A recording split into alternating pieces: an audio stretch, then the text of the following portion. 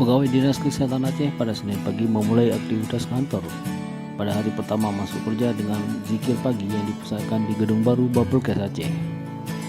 Aktivitas zikir pagi ini menandai telah kembalinya dimulai kegiatan zikir rutin pemerintah Aceh pasca libur Idul Fitri pada tahun 2022. Zikir pagi ini mulanya dicetuskan oleh Gubernur Aceh sebagai upaya melawan COVID-19. Zikir dan doa rutin pemerintah Aceh dimulai pada pukul 8 pagi dan dipandu dari Gedung Sekretariat Daerah Aceh serta diikuti secara virtual oleh para aparatur sipil negara di Sekretariat Daerah Aceh dan Satuan Kerja Perangkat Aceh. Kadinkes Aceh Dr. Hanif dalam arahannya kepada seluruh jajarannya di Dinas Kesehatan Aceh meminta agar dapat secara maksimal dapat memanfaatkan keberadaan Gedung Baru Bapelkes Aceh ini sebagai tempat pelaksanaan pelatihan ataupun pertemuan yang akan dilaksanakan oleh Dinas Kesehatan Aceh. Tentunya saya mengharapkan kegiatan-kegiatan pelatihan itu tolong dimanfaatkan gedung ini.